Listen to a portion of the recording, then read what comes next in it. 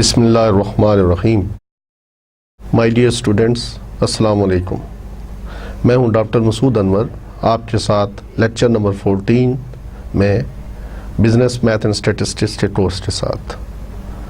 अजीज़ तलबा, जैसा कि हमने प्रीवियस लेक्चर में बात की थी, हमने सम डिस्क्रीट डिस्ट्रीब्यूशन की बात की, जिसमें हमने बाइनोमियल डिस्ट्रीब्यूशन को डिस्कस किया। उसके बाद हमने पॉइसन डिस्ट्रीब्यूशन को डिस्कस किया था और उसकी वेरियस एप्लीकेशन के बारे में बात की थी।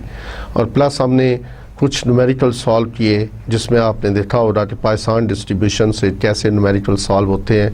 और प्लस आपने इसमें लर्न किया होगा कि बाइनोमियल और पॉइसन में क्या फ़र्क है। ठीक है, बाइनोमियल और पॉइसन में क्या फ़र्क है। तो मेन चीज़ जो आपने उसमें देखनी होती है, कैसे पता चलेगा कि इस क्वेश्चन को हमने बाइनोमियल डिस्ट्रीब्यूशन को फॉलो कर रहा है या पॉइसन को, तो आपने उसकी प्रोबेबिलिटी ऑफ सक्सेस को देखना होता है, पी, स्मॉल पी। ठीक है, अगर स्मॉल पी की वैल्यू बहुत कम हो, ठीक है, जैसे 0.01, 0.02 एंड समवेयर 0.1 भी आप कह सकते हैं इसमें, तो जितनी वैल्यू पी की कम होगी और सैम्पल साइज लार्ज हो, एन जो है वो लार्ज हो, इट मींस कि ये इसका जो है ये पॉइसन की तरफ जा रही है। ठीक है, ये डिस्ट्रीब्यूशन कौन सी बन रही है, पॉइसन डिस्ट्रीब्यूशन। इसको हम सॉल्व करेंगे पॉइसन में जाकर। तो आपके कोर्स में ये दो ही डिस्ट्रीब्यूशन थी, डिस्क्रीट, और आज हम बात करेंगे जो है वो है कॉन्टीन्यूस डिस्ट्रीब्यूशन की, जिसके अंदर फिर एक ही डिस्ट्रीब्यूशन जो आपके सिलेबस में है वो है नॉर्मल डिस्ट्रीब्यूशन। ठीक है, तो normal distribution is basically a continuous distribution. तो कॉन्टीन्यूस डिस्ट्रीब्यूशन क्या होती है, जैसे कि हमने प्रीवियस आपको जब टाइप्स ऑफ हमने वेरिएबल पढ़े थे, तो वहाँ पर आपको बताया था कि अगर वेरिएबल आपका कॉन्टीन्यूस हो और उसकी हम प्रोबेबिलिटीज़ फाइंड करें, तो जो टेबुलर फॉर्म या जो हमारे पास एक मैथमेटिकल फार्मूला और उसके साथ वेरिएबल डिफाइन होता है, उसको हम कहेंगे कॉन्टीन्यूस प्रोबेबिलिटी डिस्ट्रीब्यूशन। ठीक है, इसी तरह डिस्क्रीट की बात की थी तो हमने यही कहा था, the tabular form in which a variable with corresponding probabilities, अगर हम एसोसिएट कर दें एक वेरिएबल के साथ उसकी करस्पॉन्डिंग प्रोबेबिलिटीज़ को एसोसिएट कर दें, तो वो जो टेबुलर फॉर्म बनती है, इसको हम क्या बोलते हैं, डिस्क्रीट प्रोबेबिलिटी डिस्ट्रीब्यूशन। तो कॉन्टीन्यूस प्रोबेबिलिटी डिस्ट्रीब्यूशन के अंदर नॉर्मल डिस्ट्रीब्यूशन को आज हम डिस्कस करेंगे। अजीज़ तलबा, ये ज़हन में रखिए कि इस स्टैटिस्टिक्स के अंदर ये बैकबोन की हैसियत रखती है। Normal distribution is just like a backbone. Almost तमाम फिनोमिना, ज़्यादातर फिनोमिना जो होते हैं, रियल लाइफ डाटा जो हैं, वो नॉर्मल डिस्ट्रीब्यूशन को फॉलो करते हैं। ठीक है, तो सबसे पहले मैं नॉर्मल डिस्ट्रीब्यूशन का आपके सामने प्रोबेबिलिटी डेंसिटी फंक्शन लिखूंगा। ठीक है, फिर हम इसकी कुछ प्रॉपर्टीज़ को डिस्कस करेंगे। ठीक है, और उसके बाद हम स्टैंडर्डाइज नॉर्मल वेरिएबल की बात करेंगे कि वो क्या चीज़ है और नॉर्मल क्या है। ठीक है, तो नॉर्मल डिस्ट्रीब्यूशन और गॉसियन डिस्ट्रीब्यूशन, ये हम अल्टरनेटिवली नाम यूज़ करते हैं। बेसिकली ये इसमें 3-4 मैथमेटिशियन है जो इन्वॉल्व हैं इसको फाइंड आउट करने में, जिसमें पियर्सन का नाम भी आता है, गॉसियन का नाम भी आता है। ठीक है, और फाइनल जो उसकी जो शेप जो अब मैं फार्मूला लिखूंगा आपके सामने, probability density function, this was given by Pearson. ठीक है, तो अब आप देख सकते हैं राइट साइड पर आपने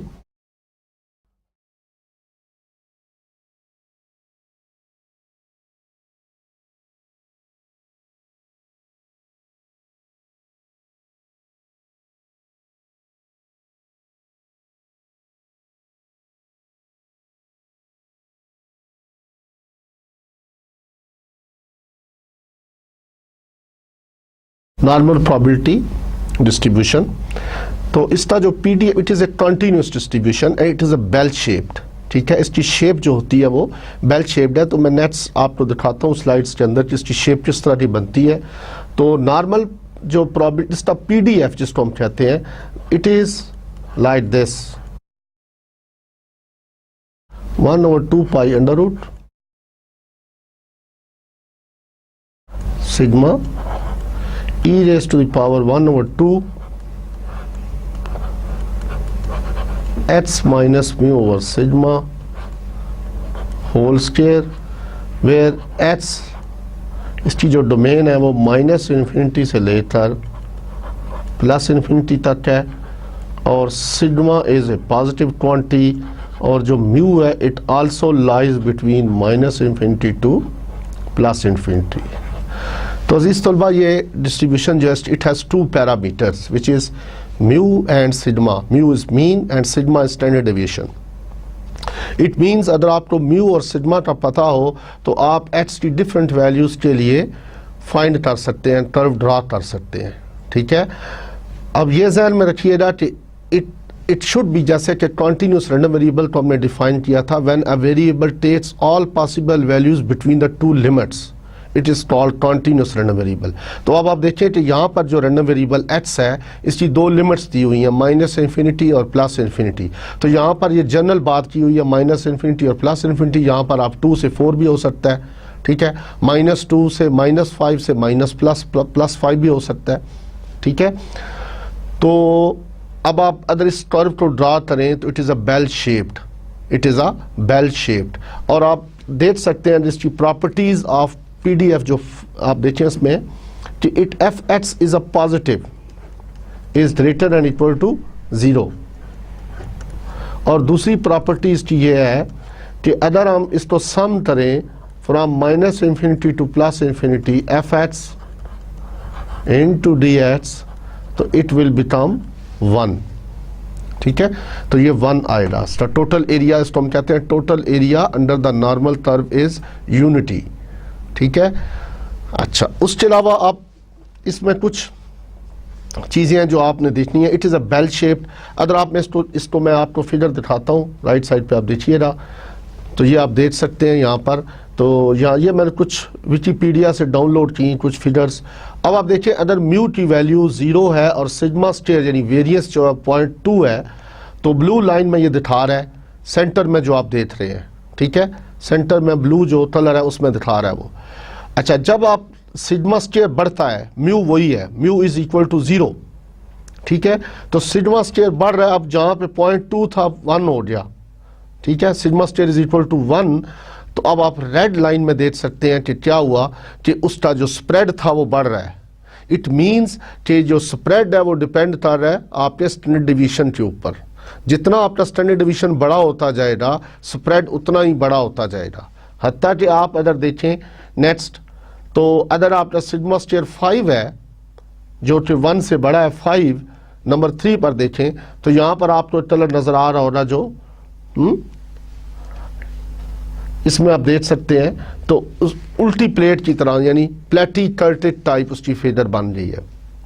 इसी तरह अब अगर म्यू को चेंज किया है, जहाँ पर म्यू 0 था अब म्यू की वैल्यू -2 कर दी है, तो एक्स एक्सिस के ऊपर कर्व ने मूव करना शुरू कर दिया। ठीक है, इट मीन्स आपने इसमें से क्या चीज़ लर्न की वो ये कि अगर आप म्यू की पोजीशन बदलेंगे तो एक्स एक्सिस हॉरिजॉन्टल एक्सिस के ऊपर कर्व शिफ्ट होगी, जंप करेगी, आगे पीछे होती जाएगी। ठीक है, जब आप राइट साइड पे जा रहे हैं तो सेंटर में अगर म्यू है 0 है यहाँ पर, तो 0 इस साइड पर पॉजिटिव साइड पे जा रहे हैं और इस साइड पर नेगेटिव साइड पर जा रहे हैं। और जो सिग्मा स्केयर है ये फ्लैटनेस के बारे में बात करता है, फ्लैटनेस। ठीक है, आप आइडिया तो आपको हो गया कि सिग्मा स्केयर जो वो फ्लैटनेस के बारे में बात करता है और जो म्यू है वो उसकी पोजीशन हॉरिजॉन्टल एक्सिस के ऊपर पोजीशन को वाजे करता है। तो अजीज तलबा, जैसा कि ये मैंने आपसे बात की, ये जो डिस्ट्रीब्यूशन फंक्शन जो PDF मैंने लिखा है इसको प्रोबेबिलिटी डेंसिटी फंक्शन कहते हैं। This is basically a family of distribution. Normal distribution is a family of distribution. इसको हम फैमिली इसलिए कहते हैं कि जितनी म्यू और सिग्मा की मैं डिफरेंट वैल्यूज लेता जाऊंगा और एक्स के ऊपर आप कर्व बनाते जाएंगे तो वो उतनी ही आपके पास डिस्ट्रीब्यूशन आती जा रही हैं। सपोज आप म्यू इज इक्वल टू 0 लिया है, सिग्मा इज इक्वल टू 1 लिया है, तो 8 हमारे पास डिस्ट्रीब्यूशन बन गई। म्यू इज इक्वल टू 2 ले ले, सिग्मा इज इक्वल टू 0.2 ले ले, तो 8 डिस्ट्रीब्यूशन बन गई। ठीक है, तो वो सारी नॉर्मल ही होंगी, तो लेकिन हर एक म्यू और सिग्मा के डिफरेंट होने से उसकी शेप पे फर्क पड़ रहा है। ठीक है, तो इसीलिए इसको हम बोलते हैं फैमिली ऑफ डिस्ट्रीब्यूशन। ठीक है, तो अब आप देखिए कि नेक्स्ट अगर मैं इसमें से इसकी शेप मैंने जैसे बात की, it is a bell shaped, और उसके अलावा इसमें बात की थी कि total area under the normal curve is unity. अब आप देखिए एक्स एक्सिस पे क्या लिया गया, एक्स एक्सिस पे एक्स है और वाई एक्सिस के ऊपर एफ ऑफ एक्स लिया हुआ है इसने। ठीक है, अच्छा, इसके साथ मैं ये चीज़ आपको यहाँ पे बताता चलूँ कि म्यू जो होता है यहाँ पर एक प्रॉपर्टी इसकी है, नंबर 3 पे आप लिख लें इसको बेशक, कि mu plus minus 1 into sigma contains 68% of the observations.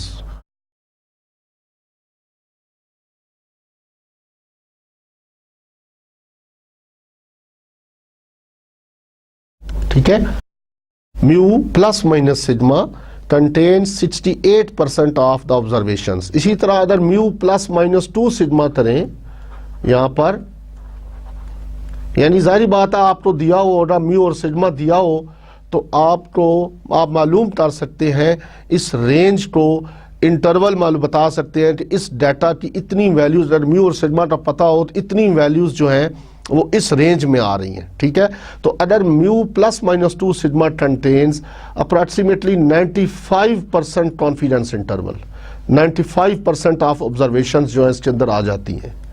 ठीक है, इसी तरह अगर आप म्यू प्लस माइनस 3 सिग्मा लेते हैं तो ये ऑलमोस्ट 99.9 या 99 पॉइंट समथिंग, मैं अभी आपको नेट्स बताता हूं, तो आप देखिएगा उसमें मैंने ये ड्रॉ की हुई है पिलर, तो उसमें आप देख सकते हैं कि ये कितना एरिया लेती हैं, ये आप देखें। ठीक है, तो सेंटर में हमेशा मीन है। अच्छा, एक चीज़ आप जहन में रखिएगा कि नॉर्मल डिस्ट्रीब्यूशन का मीन, मीडियन और मोड एक ही पॉइंट पर लाई करता है। ये इसकी सबसे बड़ी खूबी है कि इसका मीन, मीडियन, मोड एक ही पॉइंट पर लाई करता है। अब आप देख लें सेंटर में जो म्यू है ये इसी जगह पर मीडियन है, इसी जगह पर मोड है। ठीक है, ये इसकी प्रॉपर्टीज में शामिल है। अब आप सेंटर में जो डार्क ब्लू एरिया है इसको अगर आप ऐड करें, सेंटर में जो डार्क ब्लू एरिया है इसको आप ऐड करें, दोनों ऐड होने के बाद 34% एंड 34%, तो ये इस 68.2% बन जाता है। तो ये जो आप नीचे देख रहे हैं यहाँ पर, ये जो पोर्शन है यहाँ पर आप देखिएगा, तो ये क्या है, म्यू प्लस 1 सिग्मा और म्यू माइनस 1 सिग्मा, तो कितना कंटेन कर रहा है एरिया, 68.1 या 68.2%। ठीक है, इसी तरह म्यू प्लस माइनस 2 सिग्मा जो है, ये वाला जो पोर्शन है, ये वाला इसमें आप देख रहे हैं, तो इसको अगर आप ऐड करेंगे तो ये 34 प्लस 13.6 और इसको 2 से मल्टीप्लाई करें तो ये अप्रॉक्सीमेटली 95% बनता है।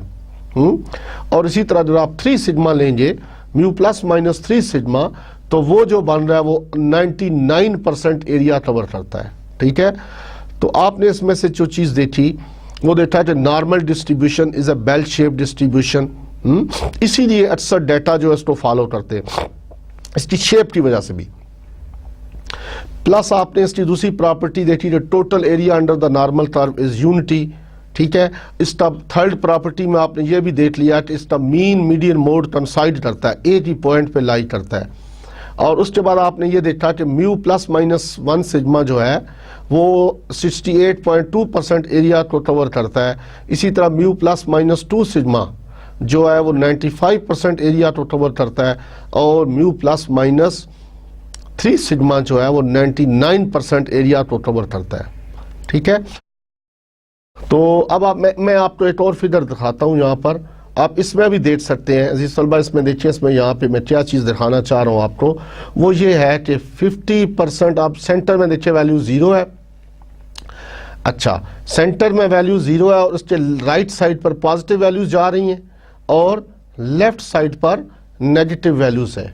और आप यहाँ पर देख सकते हैं मैंने मार्क किया हुआ यहाँ पर 95% वैल्यूज जो है वो किस एरिया में 1 प्लस और म्यू प्लस 2 सिग्मा और म्यू माइनस 2 सिग्मा के दरमियान लाई कर रही हैं, 95%। और यहाँ पर आप देख लें कि 99% जो वैल्यूज हैं वो म्यू प्लस 3 सिग्मा और म्यू माइनस 3 सिग्मा के दरमियान लाई कर रही हैं।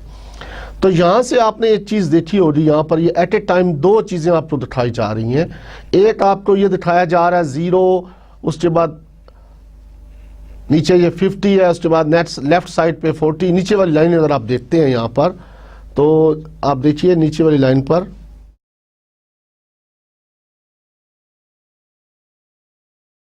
जी, तो यहाँ पर आपको ये 50 नज़र आ रहा है, ये बेसिकली अगर म्यू हो, मीन हो, और यहाँ पर मीन इसका मतलब 40 है, तो यहाँ पर 30 है, 20 है।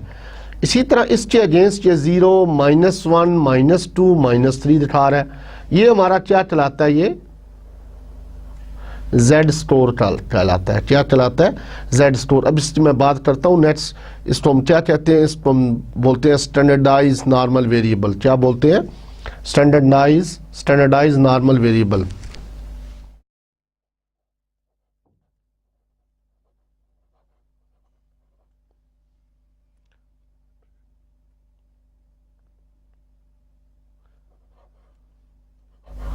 या स्टैंडर्ड नॉर्मल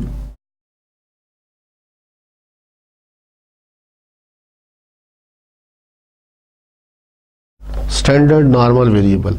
ठीक है अजीज तलबा, अब आप देख रहे होंगे यहाँ पर कि आपने चीज़ देखी कि अगर म्यू की वैल्यू चेंज हुई, सिग्मा की वैल्यू चेंज हुई, तो पूरी डिस्ट्रीब्यूशन जो थी उसकी शेप पे फ़र्क आ गया। तभी उसमें फ्लैटनेस आ गई, तभी उसकी पोजीशन बदल गई।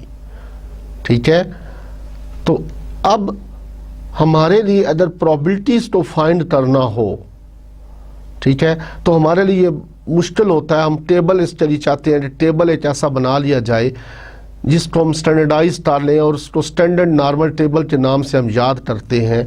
बेसिकली होता यह है कि हमारे पास एक नॉर्मल वेरिएबल है जिसको हम कहते हैं x.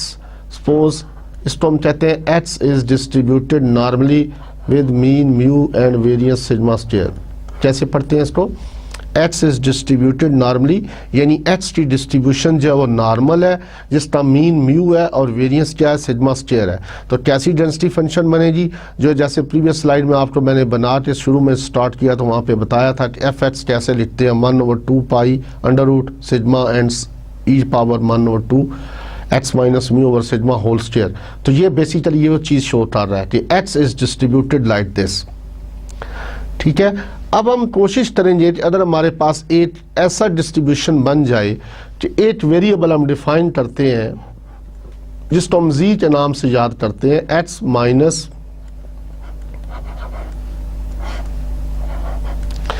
Minus mu over sigma, यानी उस वेरिएबल में से उसके मीन को डेविएट कर दिया जाए मीन से और उसको स्टैंडर्ड डिवीजन पर डिवाइड कर दिया जाए, तो ये जो बनता है वेरिएबल नया, इसको हम बोलते हैं स्टैंडर्ड नॉर्मल वेरिएबल। SNV भी लिखते हैं इसको, स्टैंडर्ड नॉर्मल वेरिएबल। ठीक है, यानी अब ये जो वेरिएबल है, अब अगर हम इसकी डिस्ट्रीब्यूशन देखें तो इसका जो मीन लेंगे एक्सपेक्टेशन ऑफ Z यानी मीन, वो आएगा 0, और अगर मैं इसका वेरियंस लूँ, वेरियंस ऑफ Z, तो इट विल बिकम 1। आप देख सकते हैं इसको कैसे। इसका मतलब ये हुआ कि ये जो Z है ये डिस्ट्रीब्यूटेड नॉर्मल है विद मीन 0 एंड वेरियंस 1। ठीक है, Z is normally distributed with mean 0 and variance 1। तो अब आप अगर चाहें तो नॉर्मल का जो ये स्टैंडर्डाइज नॉर्मल वेरिएबल का Z के साथ फंक्शन है वो लिख सकते हैं। It will become like this, 1/2 pi e raised to the power 1/2 x square. ठीक है, अगर आप यहाँ पर चूंकि बाहर आपने Z यूज किया तो उसको मुझे Z करना पड़ेगा।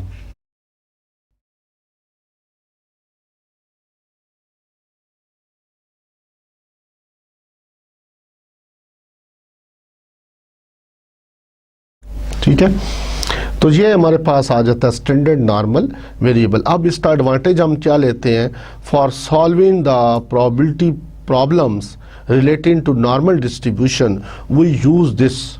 और इसके साथ हमने कुछ एक टेबल, एरिया टेबल फाइंड किए हुए हैं। ठीक है, जिसको हम कहते हैं स्टैंडर्ड नॉर्मल वेरिएबल के टेबल्स। ठीक है, तो वो उस टेबल को हम यूज करेंगे और हमें जो दिया जाएगा क्वेश्चन वो वेरिएबल x की फॉर्म में दिया जाएगा, हम उसको Z में कन्वर्ट करेंगे और Z में कन्वर्ट करने के बाद उससे प्रोबेबिलिटी फाइंड करेंगे। ठीक है, तो डिफरेंट प्रॉब्लम्स जो हमारी आएंगी वो इसमें यूज करेंगे।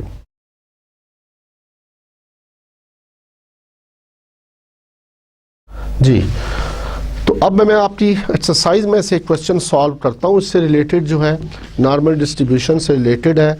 आप आ जाएं, पेज नंबर है इसका जी 7.45 से हम स्टार्ट करते हैं।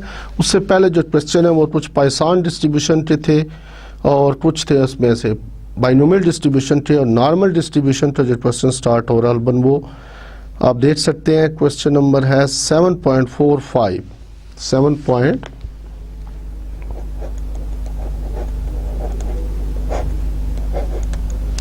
पेज है ये 270 के ऊपर, ठीक है। तो 7.45 में मैं क्वेश्चन पढ़ देता हूँ। In an intelligence test administered to 1000 students the average score was 42 and standard division 24, ठीक है। तो ये हमें पता चल गया कि म्यू जो है वो 42 है और सिग्मा जो है 24 है। फाइंड, और ये जो n है ये बेसिकली आपको कैपिटल N दिया हुआ, साइज ऑफ पॉपुलेशन दिया हुआ है, ठीक है। n जो है वो साइज ऑफ पॉपुलेशन है जी। अब आप देखिए find the number of students exceeding a score of 50। तो उसने जो आपको गिवन इंफॉर्मेशन दी हुई है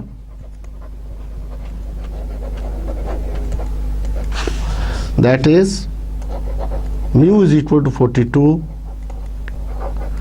sigma is equal to 24,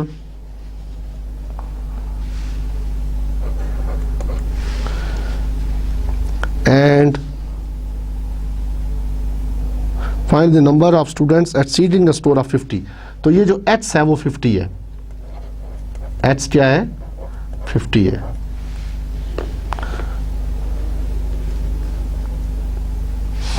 तो number of student exceeding the 50 mean probability that h जो है h इज ग्रेटर देन 50 हमें फाइंड करना है और उसके बाद इसको मैं 1000 के साथ मल्टीप्लाई कर दूंगा तो रिक्वायर्ड नंबर ऑफ स्टूडेंट्स आएंगे। तो यहाँ पर बेसिकली प्रोबेबिलिटी हमने जो फाइंड करनी है probability that h is greater than 50। अब हमारे लिए ये मुमकिन नहीं है कि हम इसको किस तरह फाइंड करेंगे कि without using the area table. तो हम इस h को z में कन्वर्ट करेंगे, इसकी करस्पॉन्डिंग z की क्या वैल्यू आएगी उसमें कन्वर्ट करेंगे। तो z का फार्मूला क्या है, which is h minus mu over sigma, ठीक है। और at h is equal to 50, तो z की वैल्यू क्या आएगी 50 minus mu 42 divided by sigma 24,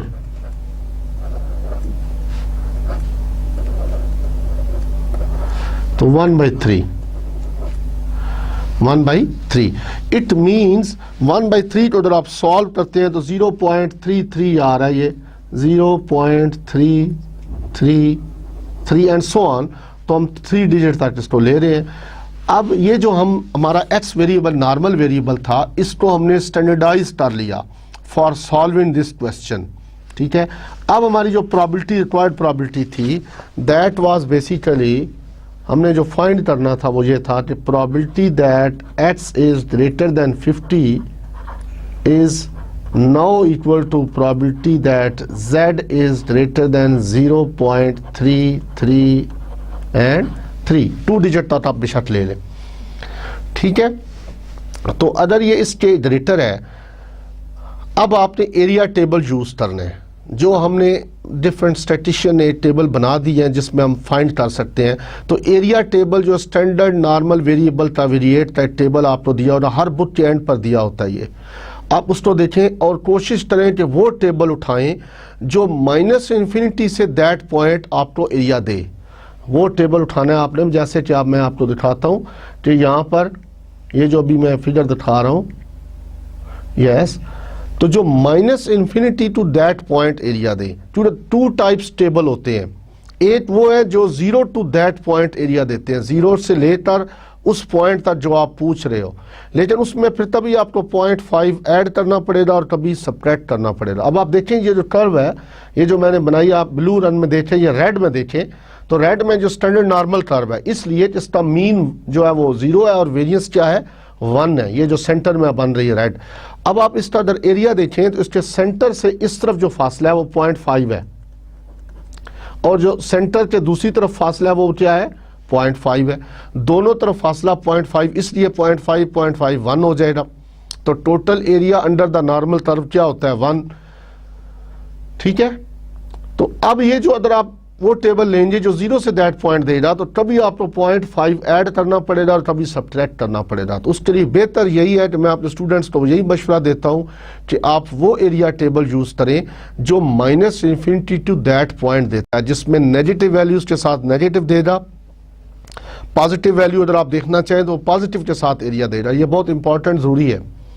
ठीक है, तो अगर आप यहाँ पे देखें 0.5, तो अब आप एरिया टेबल मैं आपको दिखाता हूँ। एक मेरे पास जो एरिया टेबल्स है उसमें से मैं देखता हूँ, इसकी बुक के आखिर पे दिया हुआ है, लेकिन मैं नहीं चाहूँगा कि आप ये यूज़ करें क्योंकि लगता है कि ये 0.5 में से यूज़ करेगा। ये इसने वही यूज़ किया जिसको मैं बचाना चाह रहा हूँ आपको, ये उसी तरफ लेकर जाना चाह रहा मैं। तो मैं आपके पास एरिया टेबल, और आप चाहें तो SNV लिख कर ना गूगल पर जाकर सर्च कर सकते हैं, तो आपको स्टैटिस्टिकल टेबल्स मिल जाएंगे। SN स्टैंडर्ड नॉर्मल वेरिएबल की टेबल्स क्या है, तो स्टैटिस्टिकल टेबल्स लिख कर भी आप एंटर करें तो आपको मिले। उसके बाद फिर देखें कि वो एरिया टेबल उठाएं जो माइनस वाली वैल्यूज़ भी दे रहा हो और पॉजिटिव वैल्यूज़ दे रहा हो, जीरो के अगेंस्ट भी वैल्यूज़ दे रहा हो। जी इज़्ज़त तलबा, आप ये देख सकते हैं स्क्रीन के ऊपर, तो ये टेबल आपने यूज़ करना है।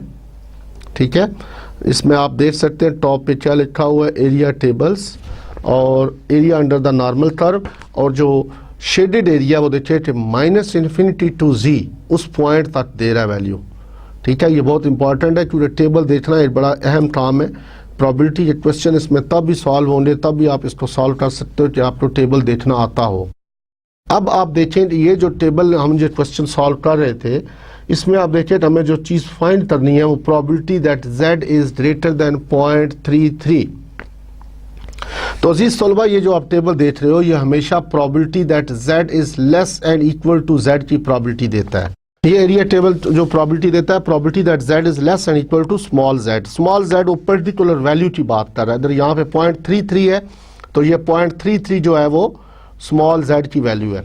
ठीक है, तो अब हमने देखना कैसे है। अब ये जो हमारे प्रोबेबिलिटी का क्वेश्चन हमारे सामने आ रहा है, इसमें आप देखिए कि आपको z इज ग्रेटर देन 0.33 की जरूरत पड़ रही है। z इज ग्रेटर देन 0.33, जबकि एरिया टेबल हमें किसकी वैल्यू देता है, लेस एंड इक्वल की देता है या लेस की। तो अब इसको हम कैसे सॉल्व करेंगे, probability that z is greater than 0.33, this is basically equal to 1 minus probability that z is less and equal to 0.33। ठीक है, अब आप बताएं कि मैंने ये कैसे किया। हमें पता था कि टोटल प्रोबेबिलिटी क्या है, total area under the normal curve is 1। ठीक है, तो अगर मैं इसको शेप ड्रा करूं,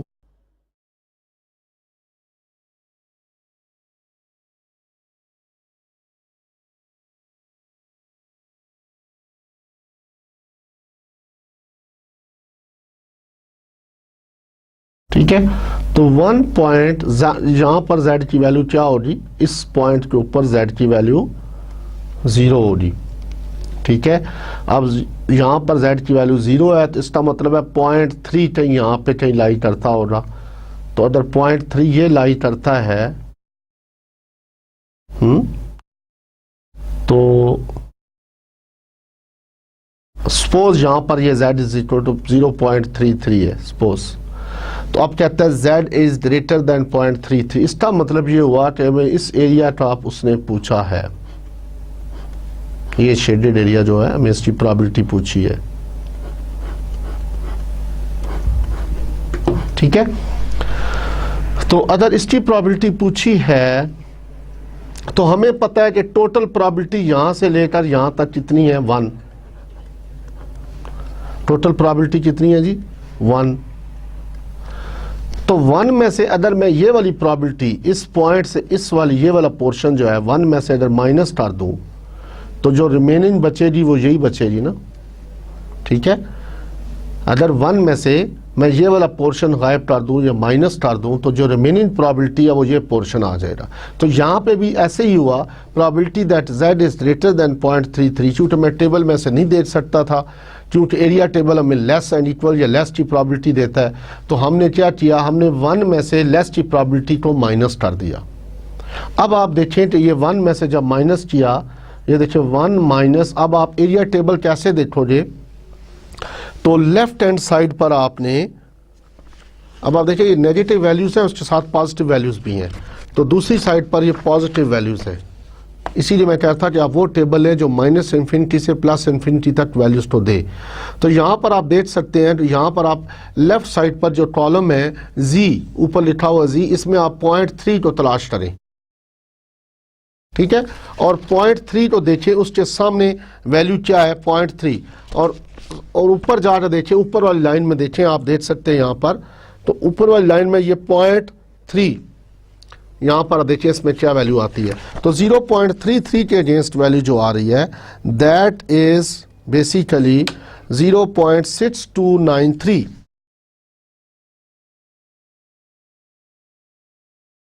ये मैंने हाईलाइट किया, आप देख सकते हैं यहाँ पे टेबल में कि लेफ्ट साइड से आपने 0.3 को देखा, ऊपर से 0.3 को देखा, 0.03 को देखा, उन दोनों को ऐड किया तो 0.33 आया, ठीक है। और उसके बाद वो वैल्यू मैंने मार्क की है, उसमें आप देख सकते हैं कौन सी वैल्यू है 0.6293। तो ये वैल्यू क्या है 0.6293। तो ये हमारा प्रोबेबिलिटी, मैंने यहाँ पे वैल्यू पुट कर देनी है 0.6293।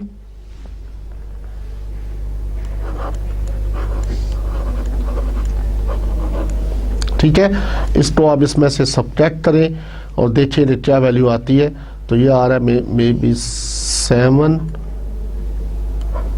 8, 7, 3, तो 0.73 जी 0.3696। तो अप्रॉक्सीमेटली जो वैल्यू है वो यही आ रही 0.3787। तो ये प्रोबेबिलिटी आई। अब आप इस प्रोबेबिलिटी को अगर मल्टीप्लाई कर देंगे 1000 के साथ, तो रिक्वायर्ड जो हमें उसने क्वेश्चन में पूछा था, वो पूछा था कि how many number of students या नंबर्स आर इन दैट। तो आप देख सकते हैं यहाँ पर कि number of students exceeding a score of 50, तो number of exceeding a score 50 almost 38 बन जाएंगे, ठीक है। Number of students accident the, तो इसको आप मल्टीप्लाई करें 1000 के साथ, तो ये 370, यस 370। तो 370 स्टूडेंट्स ऐसे हैं, 37 है ना, 370 स्टूडेंट ऐसे हैं जो मोर देन 50 जो है उसमें आ रहे हैं, उस रेंज में आ रहे हैं जिनके स्कोर्स ये हैं। अब इसका बी पार्ट देखें, the number of students line between 30 and 54, ठीक है। तो जो टेस्ट दिया गया था उसमें जो एवरेज आई थी 42 थी, और स्टैंडर्ड डिवीजन दैट वाज 24, और 1000 स्टूडेंट्स थे। कहते हैं how many students are line between 30 and 54। अब आप इसको कैसे सॉल्व करोगे 30 एंड 54 को, यानी इट मीन्स वो पूछ रहा है आपसे probability that x lies between 34 and 30 and 54।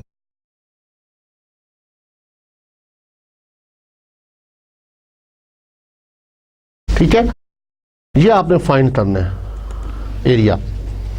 तो इसको फाइंड करने के लिए आपको क्या चाहिए, हम डायरेक्ट टेबल जो मैं वैल्यू देता है वो जी देता है। इसका मतलब है कि इन x वेरिएबल जो नॉर्मल वेरिएबल थे जिनका मीन 42 था, वेरिएंस जो था वो सिग्मा स्क्वायर दैट वाज 24 का स्क्वायर वो था, हम इसको स्टैंडर्डाइज करेंगे। तो at x is equal to 30, तो z की क्या वैल्यू होगी 30 minus 42 divided by sigma, what was sigma 24। तो देखिए इसकी वैल्यू क्या आ रही है माइनस 12/24।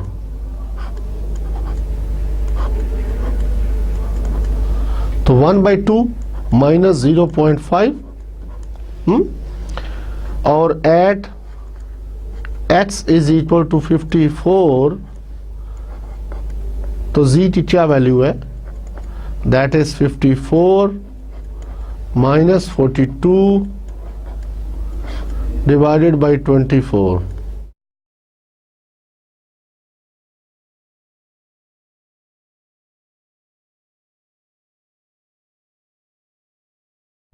ठीक है, इट मीन्स अब आपकी जो प्रोबेबिलिटी है जो आपने फाइंड करनी थी कि x lies between 30 and 54, it will become like this, probability that z lies between 0.5 से लेकर 0.5 तक। ठीक है, अब इसको कैसे सॉल्व करेंगे, मैं इसको थ्रू फिगर भी आपको बताता हूं कि फिगर तो आप देखेंगे कि हाँ वाकई है, वैसे माइनस होना चाहिए था, लेकिन यहाँ पे मैं डायरेक्टली इसको सॉल्व कर रहा हूँ पहले आपके सामने। अब देखिए ये जो प्रोबेबिलिटी है इसको आप हमेशा आपको पता है कि लेस एरिया देता है, इस प्रोबेबिलिटी को आप अंदर ले जाएं पहले और लेस वाली वैल्यू को उठा लें, probability that z is less then 0.5। ठीक है, अब आपने माइनस का निशान अपनी तरफ से लगाया और ये जो उसके बाद प्रोबेबिलिटी दूसरे पे जाएगी, z इज ग्रेटर है, तो ये इनइक्वालिटी रिवर्स हो जाएगी, जो ग्रेटर था वो लेस एंड इक्वल टू 0.5 हो जाएगा। सिंपली क्या किया आपने, इनइक्वालिटी को रिवर्स करने के लिए आपने माइनस का निशान के साथ मल्टीप्लाई किया, तो जब आप माइनस के साथ मल्टीप्लाई करते हैं तो इनइक्वालिटी रिवर्स हो जाती है, तो वही चीज आप किस स्टेज पर आ रही, z is less than minus 0.5, less and equal to minus 0.5। ठीक है, अब आप इसको एरिया टेबल में देखें तो एरिया टेबल में z इज लेस देन 0.5 और जाहिर बात है 0.5 के साथ 0 है, तो 0 के अगेंस्ट आप टेबल में वैल्यू देखें, 0.5 पे क्या वैल्यू आ रही है, दैट वैल्यू इज 0.6915, 0.6915। अब आप इसमें से नेगेटिव साइड पर जाकर माइनस 0.5 पर वैल्यू देखें, तो वो वैल्यू देखें क्या आ रही है, तो ये आ रही है 0.3085। ठीक है, इसको इसमें से सब्ट्रैक्ट कर दें, तो सब्ट्रैक्ट करने के बाद ये जो वैल्यू आती है 0.3830।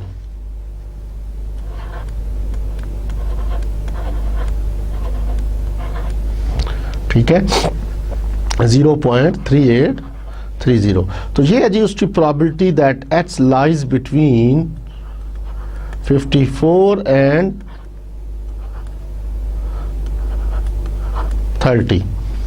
इसी के बारे में उसने पूछा था क्वेश्चन में, तो बताएं जी कि how many number of students, how many, अच्छा अब इसको मल्टीप्लाई कर दें 1000 के साथ, तो आपके पास नंबर ऑफ स्टूडेंट्स आ जाएंगे आलबन 383 स्टूडेंट्स जो हैं वो इसमें इस रेंज में आते हैं 383। ठीक है, 1000 से इनको मल्टीप्लाई करें तो आपको पता चल जाएगा कि क्या वैल्यू आती है, 383 स्टूडेंट्स। नेक्स्ट देखिए, इसमें जो सी पार्ट है कहता है find the value of the score exceeded by the top 100 students. C part में क्या कहता है, टॉप 100 स्टूडेंट्स।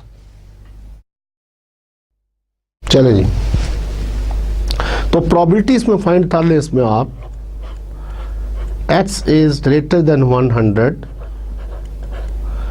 ठीक है, और उसको फिर मल्टीप्लाई कर दें उसके साथ 1000 में, तो आपके पास वो आइडिया आ जाएगा कि how many students are greater than 100।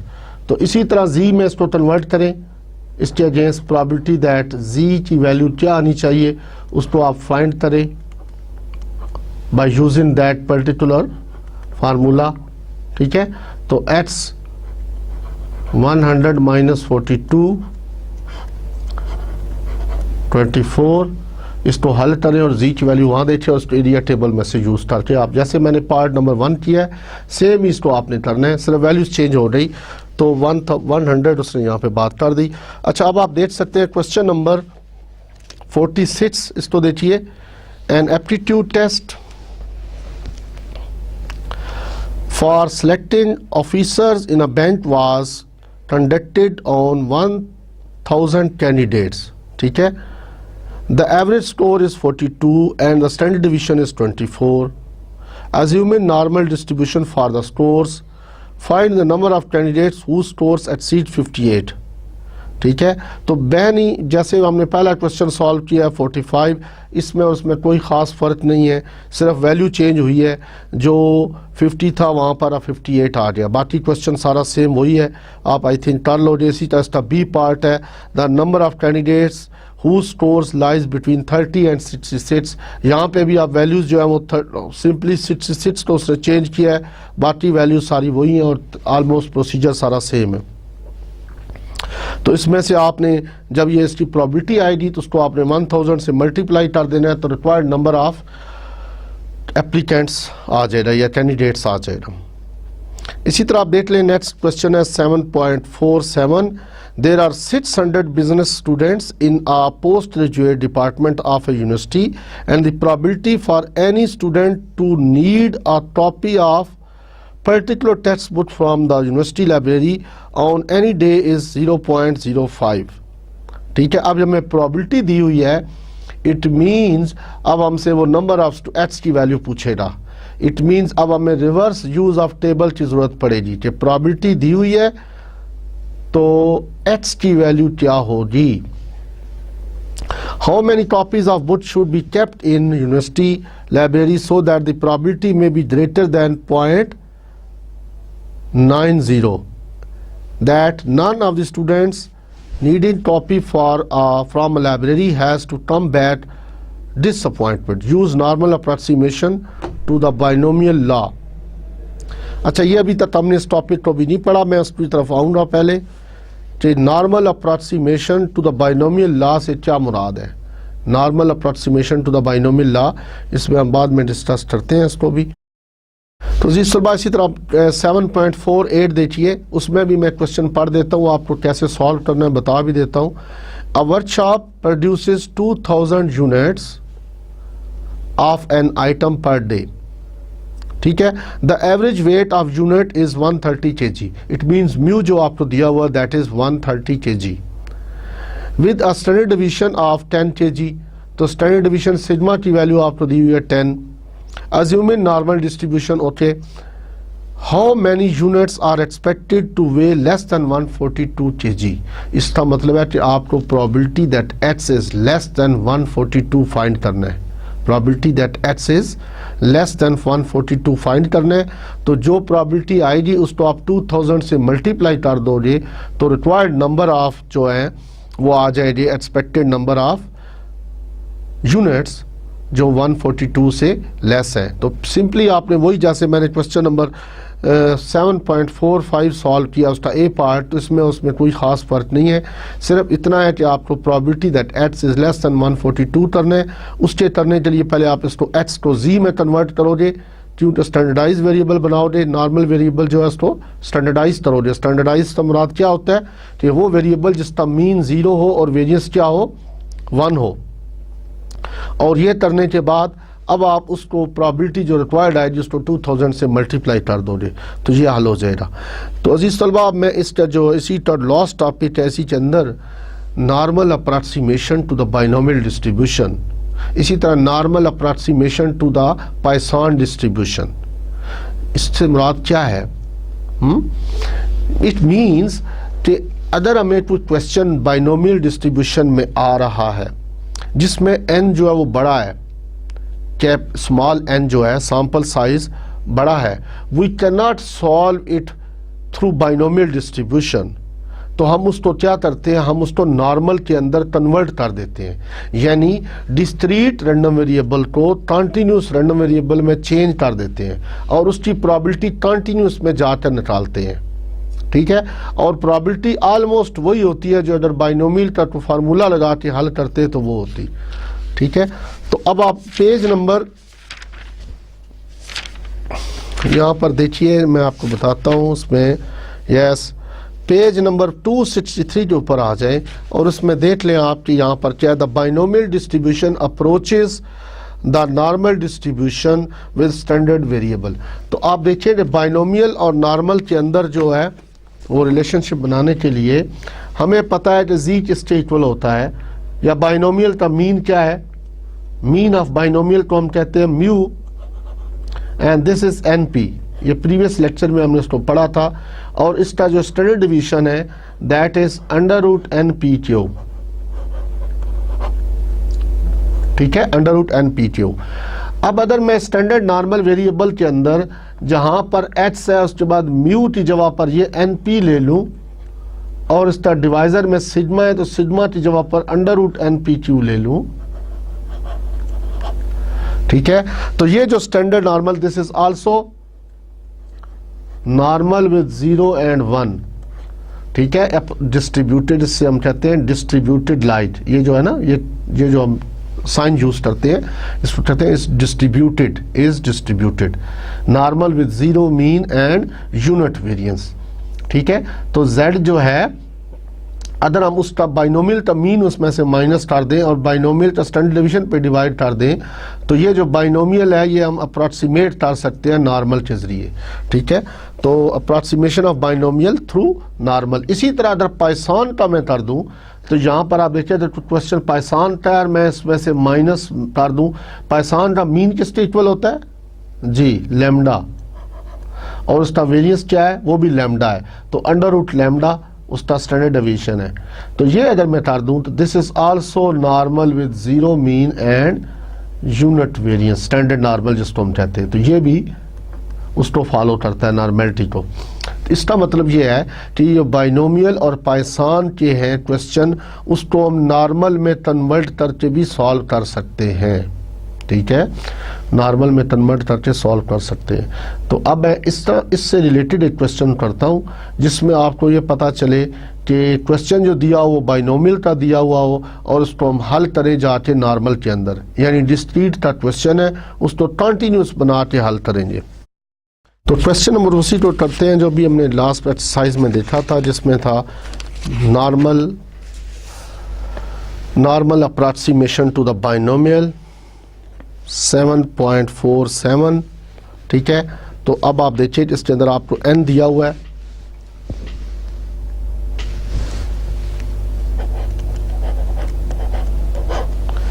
Page है 270 के ऊपर, पेज 270 और 7.47। तो जो आपको गिवन इंफॉर्मेशन है वो क्या है, n इज इक्वल टू 600 है, और p जो आपको दिया हुआ दैट इज 0.05। तो q आप निकाल सकते हो 1 माइनस पी करके, एंड दिस इज 1 माइनस करेंगे तो 0.95 आ जाएगा। तो यहाँ से आप म्यू निकाल दो दैट इज np।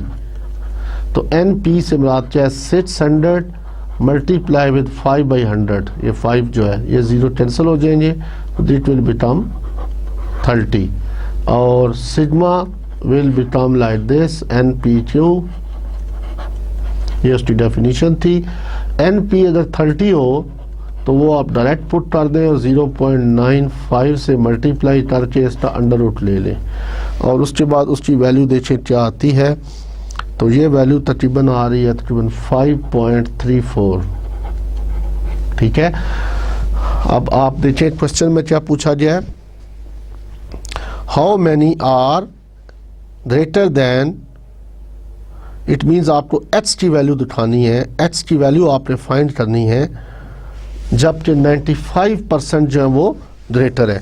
मैं क्वेश्चन दोबारा पढ़ देता हूँ। इसमें there are 600 business students in a post graduate department of university, तो n की वैल्यू 600 हो गई, and the probability for any student to need a copy of particular textbook from the university library on any day is 0.05। तो ये probability आ रही P, probability of success किसमें कि जी स्टूडेंट को ज़रूरत पड़े किसी टेक्स्ट बुक की यूनिवर्सिटी में से या लाइब्रेरी में से लेने की, वो probability क्या 0.05 है।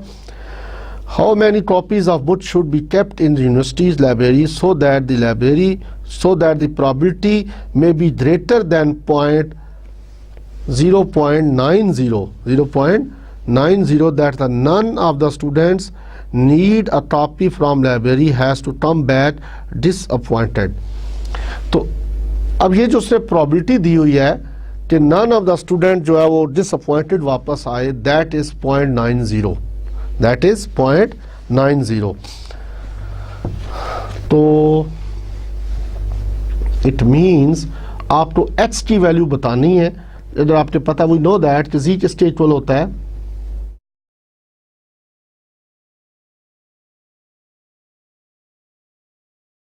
एच माइनस म्यू और सिग्मा। तो यहां पर आप देखिए कि एच की वैल्यू हमें नहीं पता, म्यू हमें पता है कि 30 है, और ये पता है इसका स्टैंडर्ड एरर क्या है, standard division sorry, that is 4। तो बताना ये है कि how many observations are greater than, तो इसका मतलब ये है कि probability that x minus 30 over 5.34 greater than किस वैल्यू पर, ये वैल्यू हमने फाइंड करनी है, दैट इज 0.90 आता है।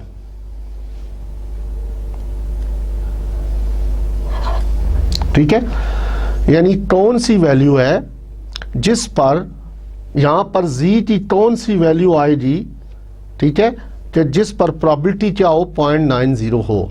तो अब आपने करना यह है कि रिवर्स यूज ऑफ टेबल करना है, रिवर्स यूज ऑफ टेबल, यानी कि 0.90 तो टेबल में देखें और z की वैल्यू क्या है, वहां पर z की वैल्यू क्या है उसको आप देखें।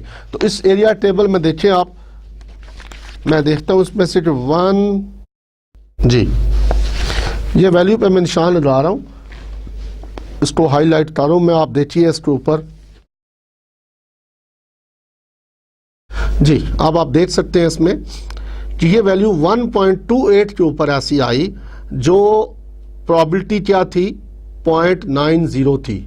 1.28 के ऊपर प्रोबेबिलिटी क्या थी, 0.90। तो ये अप्रॉक्सीमेटली 0.8999, 0.8, ये वैल्यू क्या है जी, 0.8997, तो ये वैल्यू कैसे हमने देखी, हमने अब रिवर्स यूज ऑफ टेबल देखा।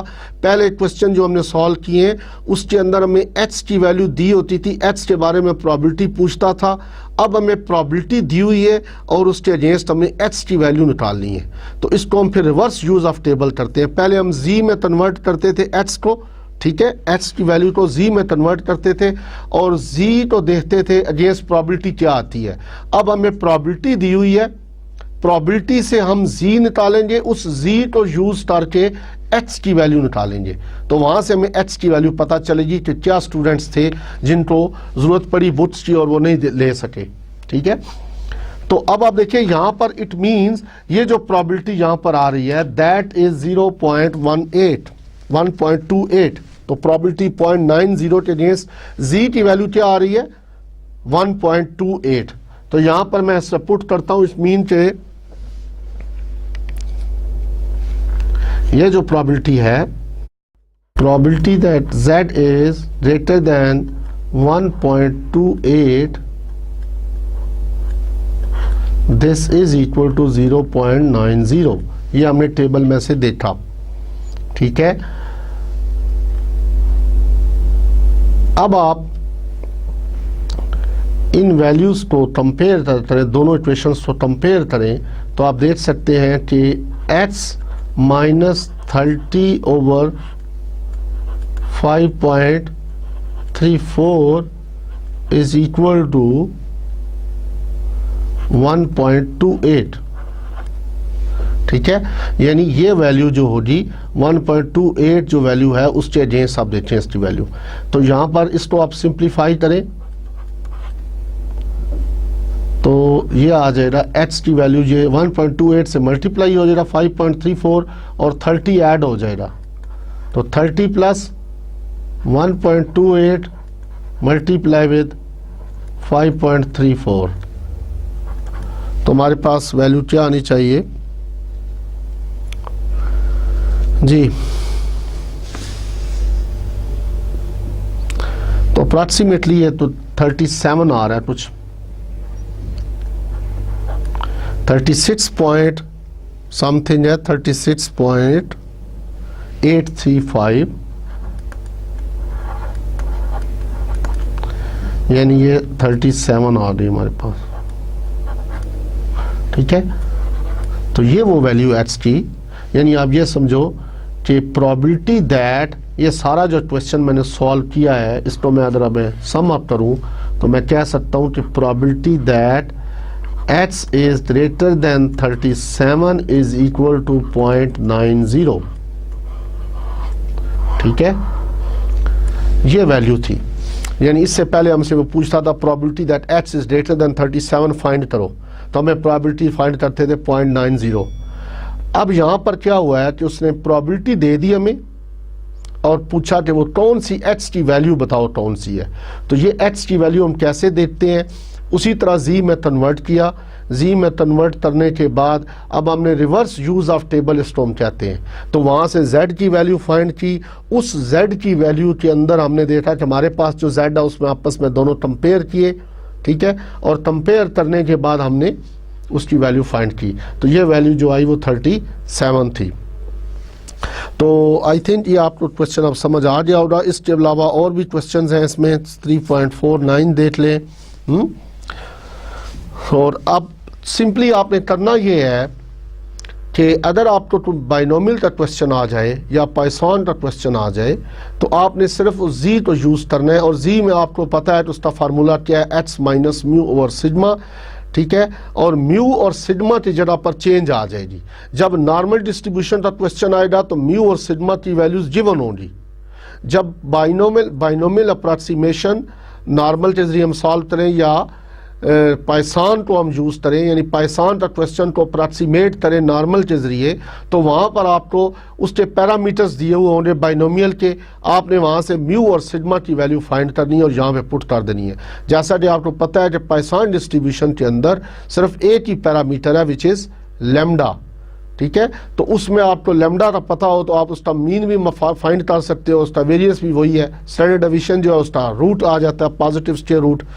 तो अजीज़ तलबा, इसके साथ ही मैं आप इस लेक्चर को सम अप करता हूँ कि आज के लेक्चर में आपने क्या कुछ पढ़ा।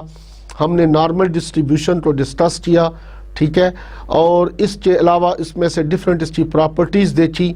उस प्रॉपर्टीज़ के बाद हमने उसके कर्व को डिस्कस किया और उसमें देखा कि हाउ मैनी कितने परसेंट, 68% में कितनी वैल्यूज़ आ रही है म्यू प्लस माइनस सिग्मा, इसी तरह म्यू प्लस माइनस 2 सिग्मा के अंदर how many percent values are observed in this area, इसी तरह म्यू प्लस माइनस 3 सिग्मा की बात की।